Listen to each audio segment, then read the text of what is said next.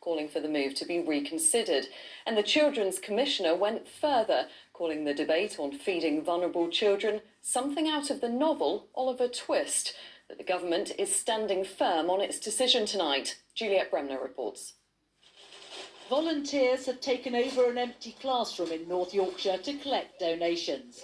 In Skipton, there's anger that the government's refusing to fund free school meals during holidays.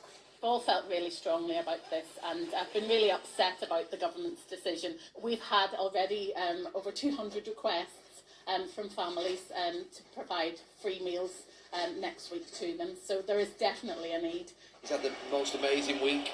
Marcus Rashford couldn't break through Chelsea's defence, but he certainly tapped into the national mood. His petition for free school meals has now attracted more than 800,000 names. Adding their support today, another 2,000 children's doctors who've signed a letter to the government. To start with, there's that stress of where the next meal is coming from. That is a sort of chronic form of stress which will tip a child who's otherwise vulnerable quite possibly over into the region of mental health disorder. Having that guarantee of knowing where the next meal comes from, it just makes sense. It's a hugely reassuring thing that every child should have an absolute right to. The refusal to fund more free meals has also horrified the Children's Commissioner, who compared it to Dickensian times. We're a wealthy country, it's 2020, and have a debate about whether we should make sure that hungry and vulnerable children should have enough to eat is something which is strikingly similar to chapters, I think, of what we'd expect to see in Oliver Twist. But government ministers were today sticking to their unpopular message. That £63 million for local authorities does cover this half term, and we've seen a number of local authorities using it very specifically to support people who need that help for school meals and out of school meals in the holidays, obviously, for children. So we've put that support in there, and I think that's the right way to do it, because the schools aren't open, so it's making sure that the welfare system can put the support in. Adopting Marcus Rashford's demands would cost £20 million a week, a fraction of the Eat Out to Help Out budget, and some Conservatives are now changing tack. If you have a vehicle such as the free school meals provision, which is popular, tried and tested, it's practical, it's already in place, let's utilise it and let's extend that. Let's not fight those people that actually would like to receive it. Charitable donations are piling up across the country, along with a growing consensus that shutting schools must not result in children going hungry. Juliette Bremner, ITV News.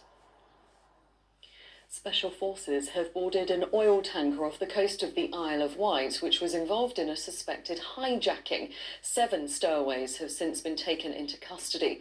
The alarm was raised this morning, and police then requested military assistance. Well, our political correspondent Carl Dinnan is here. So, Carl, what more can you tell us about what happened here? Well, this all happened on board a ship called the Nave Andromeda, which was due to dock in Southampton this morning, having travelled from Lagos in Nigeria. But just before the ship was going to dock, there was some sort of altercation on board between the crew and this group of 7 stowaways who had appeared at some point during the voyage.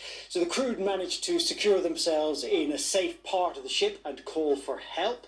Hampshire Police then called for military assistance, which was approved by the government, and the Special Boat Service, which is actually based quite near to where this happened, who are the counter-terror, the Maritime Counter-Terror Force and specialists in boarding ships at sea. They were called in this evening just after 7 o'clock. I understand around 4 helicopters and 40 personnel were involved in boarding the ship.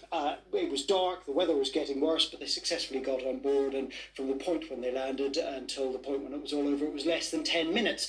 And these 7 stowaways were arrested by police officers who had accompanied the special forces onto the ship. So the crew were uninjured. It all seems to have ended well, but not without a certain degree of risk, a certain degree of expense. And this is the second time in a couple of years that we have seen a very similar incident. The government will want to try to stop this sort of thing happening so close to our shores in future. OK, Carl, thank you very much. The government is considering cutting the quarantine time required under the test and trace system by up to half. It's feared the system isn't working because many people who come into contact with someone who's tested positive are reluctant to self-isolate for 14 days. Ministers in Wales are expected to review the ban on supermarkets selling items deemed non-essential during the firebreak lockdown. The restriction was put in place to discourage people from spending more time in shops than necessary. And Brexit talks to negotiate a last-minute trade deal between